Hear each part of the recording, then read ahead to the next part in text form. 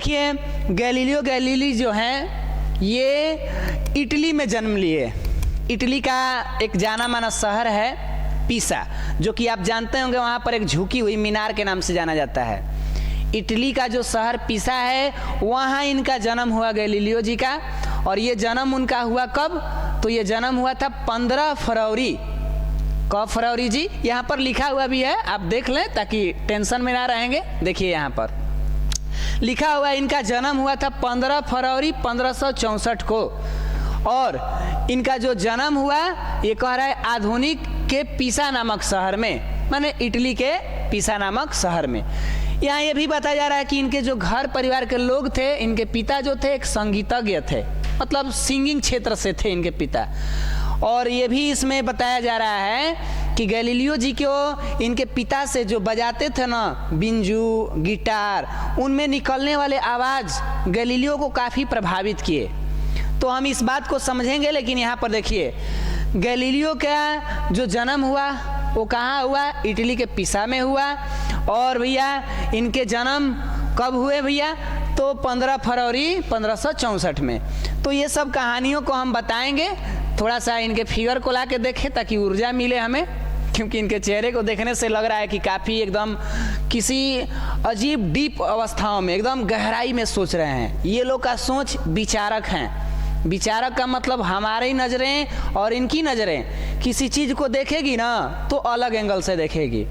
एक साइंटिस्ट का यही तो गुण होता है कि हम किसी चीज़ को देखते हैं और वो भी किसी चीज़ को देखता है, बट देखने का, सोचने का उनका प्रक्रिया अलग रहता है। इसीलिए तो हमारे लिए वो अलग हो जाते हैं, साइंटिस्ट बन जाते हैं। क्या साइंटिस्ट के पास 4 हाथ हैं? नहीं भैया, उनके पास 2 ही हैं, बट उनके सोचने की, उनके कार्य करने की नज़रिया हमसे अलग हो जाते हैं। तो वैज्ञानिक का जन्म कब हुआ?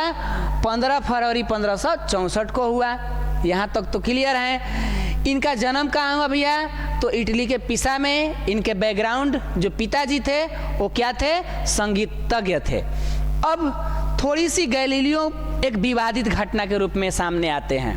अब लंबा चौड़ा वीडियो भी मेरा बन जाएगा, लेकिन कहानी सुन लीजिए। आज एक तरह से इन्फॉर्मेशन है, बेसिक जानकारी है, तो आपका मन लगा रहे कि सर हाँ कहानियाँ तो हमें सुनना बड़ा अच्छा लगता है, तो सुन लीजिए इनकी कहानी। तो ये कहा जाता है विवादित घटना क्या है कि ये जिस परिवार से बिलोंग करते थे, इनका परिवार काफ़ी धार्मिक था। और ये लोग, इनके पिता जो थे एक ये चर्च के मान्यताओं को मानते थे। तो चर्च के मान्यताओं में बताया जाएगा उस ज़माने में एक सिद्धांत चलता था। सिद्धांत का मतलब कि पूरा जो ग्रह हैं, जितने भी ग्रह हैं, उन सब का मालिक पृथ्वी है। चर्च के उन किताबों में, जो चर्च है हमारे यीशु मसीह का, उसमें एक बाइबिल चलता है जो उनका महान ग्रंथ है। उस ग्रंथों में वर्णन किए गए हैं कि पृथ्वी जो है ना वो सभी ग्रहों का मालिक है। तो गैलीलियो जब बड़े होने लगे तो इनका विचार साइंस के तरफ जाने लगा और ये अध्ययन करने में लग गए। और हुआ क्या कि अपने अध्ययन के हिसाब से लोगों के सामने एक बुक प्रकाशित किए, या एक पत्र, शोध पत्र कहा जाता है ना, वो प्रकाशन में आया। और उसमें लिखा गया था कि सभी ग्रहों का मालिक सूर्य है और पृथ्वी घूमती है। उस जमाने में ये बात कहना समझ लीजिए कि मौत के गले लगाने के बराबर था, क्योंकि इनसे पहले जिन जिन लोगों ने ये बात कह दिया कि पृथ्वी घूमती है, उनको या तो जेल में या उनको मार दिया गया किसी तरह से। किनके द्वारा मार दिया गया? तो धर्म के बड़े बड़े जो प्रचारक थे, जो ठेकेदार लोग थे, धर्म के नाम पे जो लूटते थे, वो लोग उन तरह के व्यक्तियों को मार डाले थे। यहाँ तक कि गैलीलियो पर भी वैसा ही आरोप आया गया। गैलीलियो को लोग गलत कहने लगे। इनके घर के दरवाजे के सामने पूरा रैली निकलने लगा, लोग इन पर पत्थरे फेंकने लगे कि भैया तुम हमारे धर्म को काहे गलती कह रहे हो? हमारे धर्म में तो लिखा गया है कि पृथ्वी मालिक है और तुम कह रहे हो कि पृथ्वी घूमती है, तो बताओ हम काहे नहीं घूमते हैं? साधारण व्यक्ति तो यही ना पूछेगा, साइंस के दृष्टि से तो देख नहीं रहा है। डायरेक्ट आज भी कोई बच्चा से पूछे पृथ्वी घूमती है, वो कहेगा हम कहाँ घूम रहे हैं, ऐसे सोचेगा। बट साइंस के दृष्टि से तो आज आप जान चुके हैं कि पृथ्वी घूमती है। बात क्लियर है ना? तो इस तरह से इनके ऊपर विवादित घटना हो गया। गैलीलियो को पूरा प्रताड़ित किया गया। इनके पिताजी लोगों से हाथ जोड़े, यहाँ तक कि गैलीलियो को जनता के सामने लाया गया और कहा गया कि बोलो भैया कि तुमने जो बयान दिया है पृथ्वी घूमती है वो क्या है, गलत है। गैलीलियो बेचारा सच बात को भी बताने के लेकर अब क्या करें, इनको पता था कि पृथ्वी घूमती है, लेकिन उदासे मन से लोगों के सामने कहें कि चलो मान लिए कि मेरा क्या है, गलती है, बट इनका मन उस बात को मानने का इनकार नहीं था। मजबूरी में कहा जाता है कि तब तक अपने जीवन में हार ना मानो जब तक कि कोई हारने के लिए तुम्हें मजबूर ना कर दे।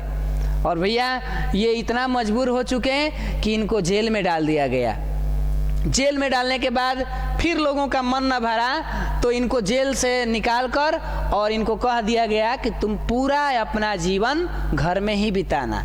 क्या ऐसा आप लोग कभी सुने हैं सजा कि कोई व्यक्ति पूरे अपना घर में ही रहे जीवन, और अंततः ये व्यक्ति पूरा अपना जीवन घर में ही बिताए और उसी में अपना मर गए।